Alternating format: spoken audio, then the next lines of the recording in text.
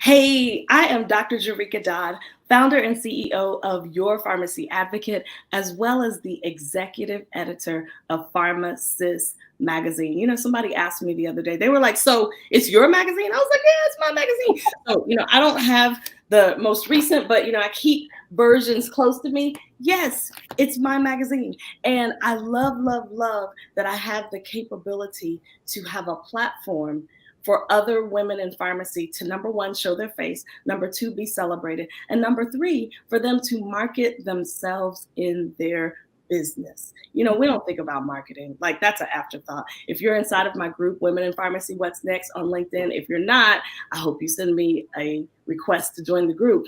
But if you are like most women, we don't think about good morning, Brant. I had to just say good morning. He popped in and sent us a message. I hadn't even gotten to introduce the guest yet, but good morning. If you are like me, when I started my business, I did not market myself.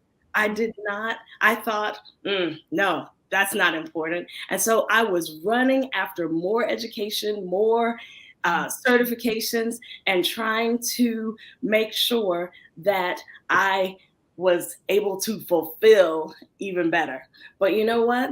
This platform, PharmaSis Magazine, is more than beautiful, brilliant, passionate women and pharmacists just putting their pictures all together. It is about them marketing themselves. And so I couldn't think of anybody better to have with me other than the Dr. Saley Traore-Uwalaka. Look at her. She's like, So That's me. That's it's me. That's me. her. That's me. That's her thing. Welcome. How are you? I am beautiful. I'm well. I am great today. And I'm very, very excited to be here with you today. Thank you so much for this super unique opportunity. This is my pleasure. This is if you ever, as we talk to many pharmacists, I know that the place that you help in the world of pharmacy is you help students prepare to make that journey into residency. And if you think about where I help women in pharmacy, I help them after they have been out in the work world for a couple of years and they're like, head is spinning. They're like, I thought it was going to be more than this. I Mhm. help them at that end and go, let's build your brand. And so that is how you and I got connected. And we realized that we knew a couple of the same people. But tell me, when I first told you about PharmaSis magazine, were you like, that's good for those people over there? How were you? What did you think about it? Exactly that. I had become incredibly comfortable being a best kept secret. Hmm. Loved it there. It was my nice security blanket. I had zero interest in coming out of the shadows, despite multiple people encouraging me and letting me know that what I was doing had the impact of really helping a lot of student pharmacists and that I needed to come out of the shadows, like it was time. But no, no, no, no. I was incredibly hesitant, and I'm reading more about PharmaSis magazine, and I'm reading about the women that are featured in this magazine, and I am like, oh, this is next level. I don't know if I've kind of gotten here yet until I talk to you, of course. And it was just like, let's go, let's do this. Well, and you know what, Saley? You would be surprised at the number of women who send me messages about the magazine and they say things like, I just want to, do you need any help? Do you need any support? And I'm like, no, no, no, no, no. Let me tell you the model for the magazine. The model for the magazine is a platform for you to market yourself because I really do believe that you, as a in your career as well as in your business, you are going to build an audience. You need to build your own audience. The people who are consuming your content, they're here, they're there when you speak, they're interested in what you have to say. You want to build your audience. Then there are opportunities for you to borrow an audience when you are on someone's podcast, when you're being interviewed by them, then you are borrowing the audience. But then there is also the other option or an additional option of buying access to an audience, whether you're paying to speak, whether you're paying to be featured in a magazine. I'm not against that, obviously, because that's the model that I have, because I know that I have cultivated an audience and continue to cultivate an audience daily. I am adding to my audience. And, when I first started, that audience was in the US, but now that audience is global. You would be surprised at the number of global requests I get to connect. And so I'm having a global conversation, where when I first started out, I thought, oh, well, we'll just have this little United States conversation. So, that when you connect with me in coaching or even in PharmaSis magazine, like, we're going big. No, I think it was Nelson Mandela who said, there's no reason, and I'm paraphrasing, there's no reason, there's no use in playing small. Like, what are we doing? So, we're going big. And so PharmaSis magazine is like, it's an opportunity and it's a platform for you to do that. So now that you have been featured, like, I remember the day I featured you. I tell people, when I wake up, I don't do a schedule anymore, but I wake up and I'm like, okay, whose day is today? And I remember the day that it was your day. And I was so excited for you, because I knew that you had not had an experience like that, to have that many eyes on your face, on what it is that you bring to the world and who you are. And like, you have an amazing story. And I believe that the world needs to know. So tell me what it was like the day that you caught wind that there were these pictures of you marketing on all these social media places and platforms. Every time you look, there was you. Really surreal. I think I woke up and my phone was like blowing up, because some people had no idea that I was being featured. So they were just like, oh my God, I know her. And so they started texting me. But for me personally, it was vindicating, because it it took a lot of personal strength, believe it or not, to, again, like I said, being the best kept secret. I was comfortable with it. I had zero interest in changing that on a personal level for myself. So that day, more questions, my inbox blowing up. Congratulations. What is it exactly that you do? Can we get you to come to our school? Can we get you to come talk to our students? Can we get you to come talk to our ReziPrep? All things that I'm incredibly passionate about, because definitely student pharmacists, or they're my people. Like that's my tribe. I am the product of some incredible people investing in me as a student. Just recognizing and identifying the potential that they saw in me. I am a product of those people's investment.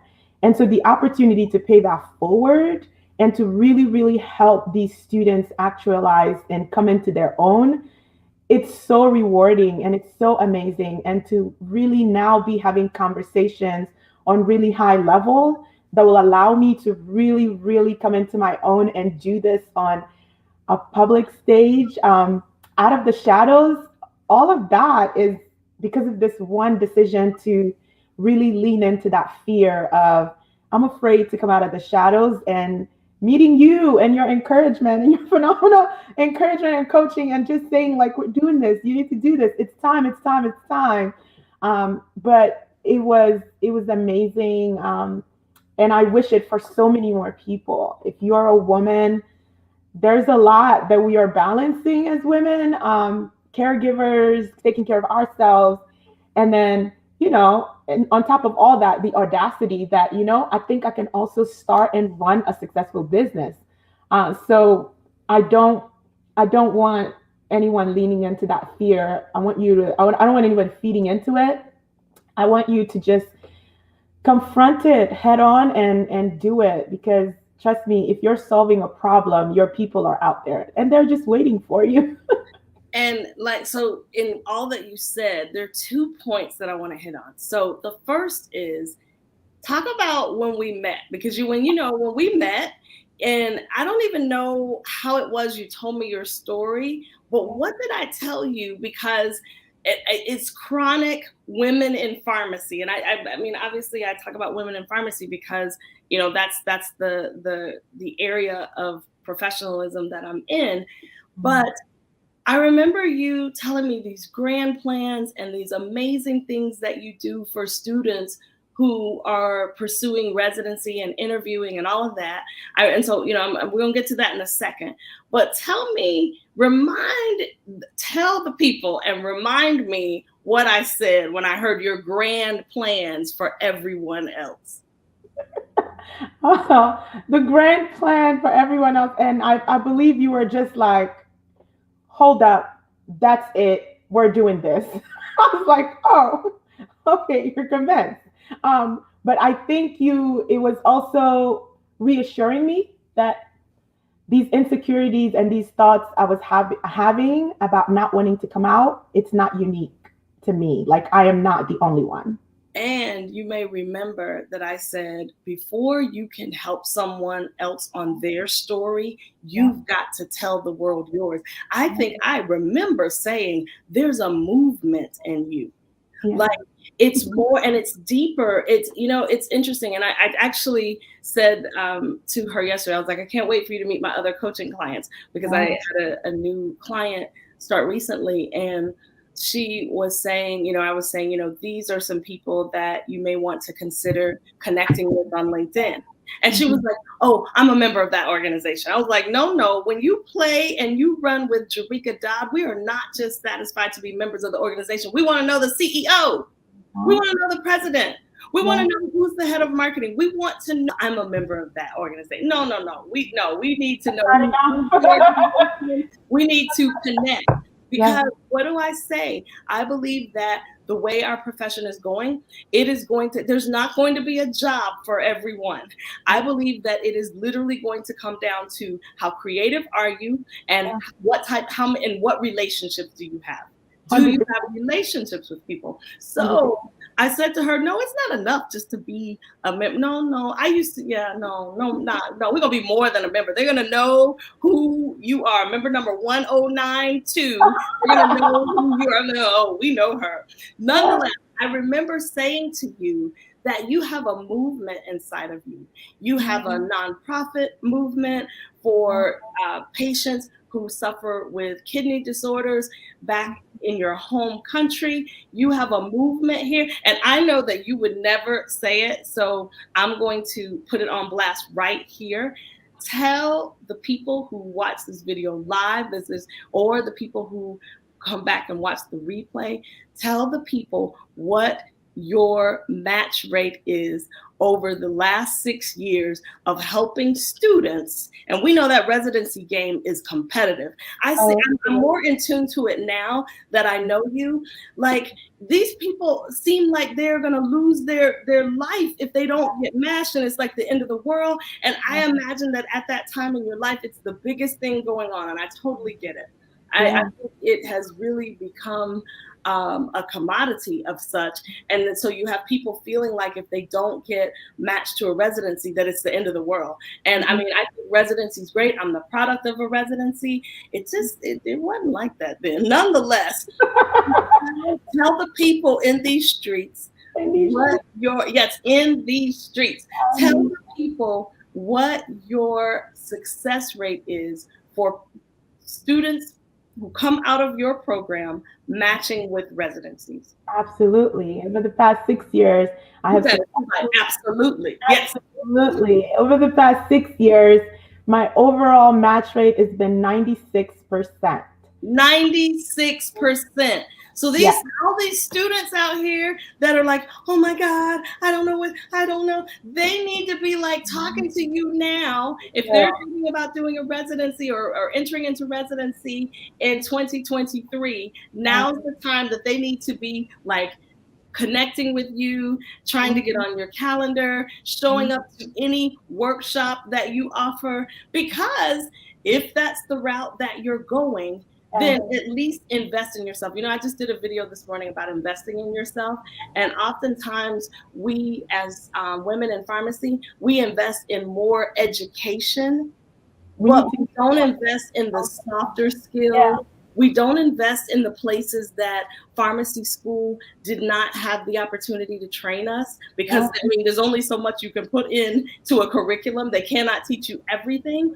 So we need, instead of investing in more of what we already know how to do, we, in my opinion, need to invest in more skills to help us advance, to help us grow, to help us be the best version of ourselves. So I know you and I, we definitely can relate when we talk about building a brand for yourself. So talk about why these potential residents need to be focused on building a brand for themselves, so that they don't just appear to be number 10739. I don't know where I'm getting these numbers from. They don't just appear to be 10739, who is application and resume just tossed to the side on top of a pile of all the other students. So look, Patrice said, wow, lock me in.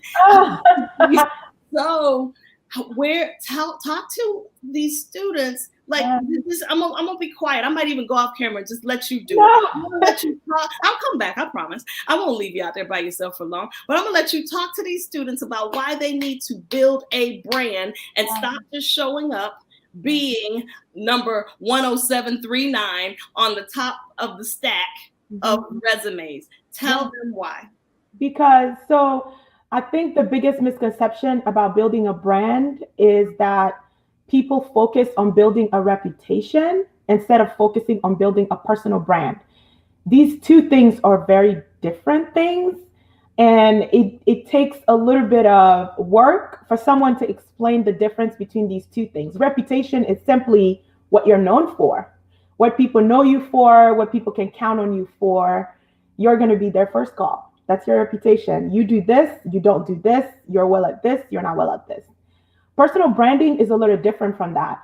Your personal brand is more about intentionally aligning your actions. You're making sure that your intentions align perfectly and beautifully with your actions, right? So at some point, you're going to get into a space. That's where you are right now. When you decide to apply for pharmacy residency, over 99% of people applying for residency are qualified candidates. So you need a different way to set yourself apart. That thing, that sauce that we keep talking about, that secret sauce, that's your personal brand. And so it's about, what is it that you leave behind when you walk into a room and you give your presentation and you do your interview? What are people able to say about you when you leave the room? What is that thing that speaks on your behalf? That's your personal brand. It takes work, and you have to be intentional about it. For me, I feel like the personal brand that I have actively worked on building over my entire professional career, in my professional life, it's really simple. There's literally no lengths I would not go to for people I work with and for my patients. I can be counted on for this. There is no question about it. My brand speaks for that. And when you look at my behavior, my actions, my track records, it lines up beautifully with that, because I don't leave any patients behind. When you talk to my ReziPrep clients, they will tell you, I will not quit until you win. It is phase 1, phase 2, the scramble. And I have multiple examples of this where we just stayed with it. We worked on it. I cheer you on until we get the outcome that we set out to get. Your brand is not something that's going to build itself. No, wait, say that again. I had to come back. I knew you were going to be dropping some gems. So I gave you the floor for a second, but hold on. I'm sorry to interrupt. I need you to say that, because the more than students need to hear that. Say it again. Oh, say it again. Your brand is not going to build itself. Your brand is not going to build itself. It will not. And most people shy away from it because they're like, oh, well, I mean, and then you have people who have I sent my resume, and if it's supposed to be, then it'll be. And okay, I agree with that to some extent. However, you need to send your resume and your brand show up with it, that they can put it down. They can't toss it to the pile. They're like, wow, we really need to meet this person. 100%. And I always tell people that your CV, it's going to tell a story, right? Like when I work with students, that CV is going to tell a story. That letter of intent needs to tell a story. We have a job, and that job is to make sure that we are putting together a competitive packet that when they read your letter and then they read your CV, it's apparent, it's glaring. Your personal brand is 1, 2, 3. This is what you are going to be a package of. So when you go on that interview, it's just a question of now making sure that we are lining this up in a physical form for them. The decision making process, I'm here to make it easy for you. I'm so awesome. You already know that because you read my letter of intent, but I'm here to solidify what we both already know. Right. You want me here. Wait. I need to throw a question in because I've been and I think maybe less so in American culture because the magazine is headed outside of the U.S. And so as I talk with women in pharmacy, one of the things that I've heard, and I hear it sometimes here in the U.S. as well, is, well, I don't want to seem arrogant. And let me just tell you, my grandmother, rest her soul, used to say, it's a poor dog that can't hold up his own tail. So how do you, as a confident, I know you did a post one day, like, I'm about to go there. How do you, as a resident, walk in with confidence? Because to me, when you walk in with, oh, I don't know, that energy, they will feel it, they will pick up on it, and they'll go, oh no, this isn't the person for us. How do talk about the importance of confidence, which, and don't confuse it with arrogance because it's not. You need to be able to tell your story. You need to be able to hold up your own tail. You need to be able to represent what you've sent in advance. When you show up in person, they need to match. Talk about that, because many people are like, oh, well, I don't want to seem arrogant. And then I know that, sometimes we have seen some feedback come back where people give feedback to the candidate and go, well, if you were less arrogant, you shouldn't be so arrogant. Yeah. And I mean, they said that, and and it was, you shouldn't be, you seemed overly confident. As a person, as a woman of color, I am very intentional in making sure that when I show up, that my confidence is present. Like I don't show up slouched. I don't show up with my head down. I show up with my head up because I am incredibly confident in the things I know I am capable of. This is not arrogance. This is me being very in tune with what I've been able to do, what I've been able to accomplish. So the person that shows up absolutely match the CV that's been reviewed. So to me, my advice to students is always remember the things that are on your CV. You're not going in there and giving them a beautiful story and making up a story. You are going to go in there and make sure that every single example of a time when you were resilient, when you were adaptable, when you overcame a challenge, you have got to go straight to your CV and point out very specific examples of, this is the time when I was working on a project and I was forced to step up as a leader because my partners were not pulling their weight. A time where you were proud of something you accomplished. I was featured here. I received this award. I made the dean's list consistently for the 4 years that I've been in pharmacy school. Using examples of your accomplishments that are right on your CV, because that means that they're substantiated, is to me the most effective way to make sure that what you're exhibiting is interpreted as confidence rather than arrogance. But if you're telling a bunch of stories about times and your CV and you're not redirecting the interviewer to specific examples of things that are actually on your CV, then they can sit there and kind of say, well, you really believe in yourself, huh? You really, really think you can do this, huh? And so for me, I like to stay rooted and grounded in the evidence and rooted and grounded in the facts. The facts are 1, 2, 3, and 4. If I'm sitting here and talking about how coachable of a student I am, how I'm teachable, I'm easy to learn, I'm eager to learn. I can point out examples of times where I stepped out of my comfort zone and was able to, it was hard, but I did, and I overcame that. So So I believe that that's how I advise students to go about that. so let me say this, because like I could just like turn my camera off for another hour and just let Oh you. my But God. so we have a question, and it's from Matt. Matt, thank you so much for tuning in for this morning. And Matt asked a question, which I think is a great way for us to round out this interview. Yeah. He said, "How do I send students your way?" So I know that you and Matt are going to get connected offline, but for those who are watching this video in live or watching the replay, how can they get connected is one thing. How can they start sending students to you? And then in that answer, can you also tell us what's next? What's happening next at ReziPrep that the students need to be aware of? Absolutely. Matt, thank you so much for that question. I am currently, you can personally message me on LinkedIn.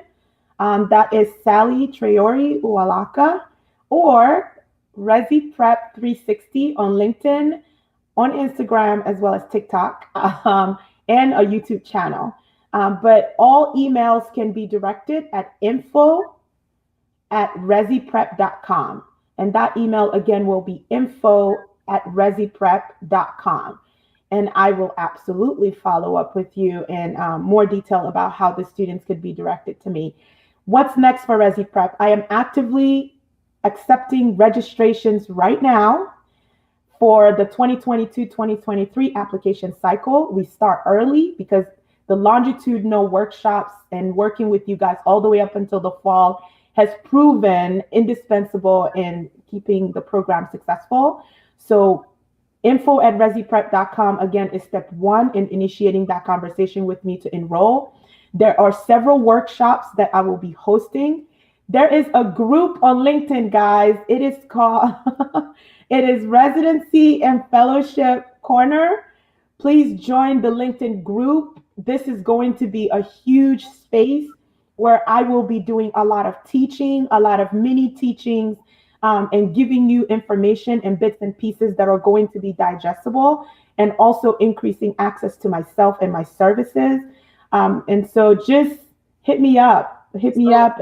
So I wanna direct people, because we gave them lots of information, and they may be driving, they may not be writing. So I just want to give them one instruction so that they can follow that one thing and get to all the things regarding ReziPrep and Dr. Saley. So I just put on in the chat info@resiprep.com, so that anyone who is like, if you didn't get all of that, if you're like, wait, I heard her say when, how, nope, what platform? No. Just go to info, email her, info@ReziPrep.com.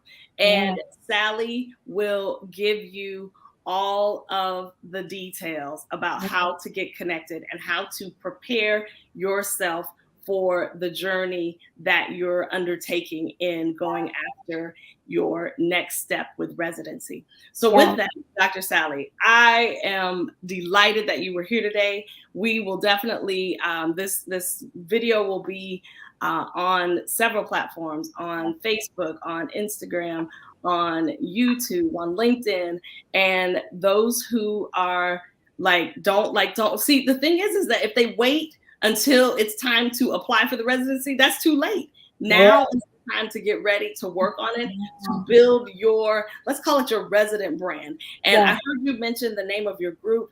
And when they email you, you'll give them all that information, link to join, what have you.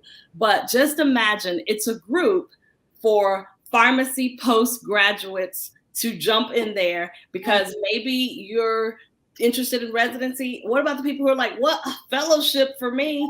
So we want to know that everybody can get in, and all they need to do is go to one place, info@resi with a Z, resiprep.com. Saley Traore-Uwalaka can get you ready for your residency journey. And then she even goes further once you get the residency, and remember that 96% match rate, you get the residency, and then she walks with you even further to help that first year, if it's multiple years, or to help that year be a successful year. So I wish something like that had existed when I was around, because I would have been signing up for ReziPrep. Yeah. All right, Dr. Saley, thank you so much. This is so much fun. And I can't wait for people to like clog up your email box, ring your phone off the hook going, help me. All right, take care, and we will definitely see you around. Absolutely. Thank you. Bye. Bye.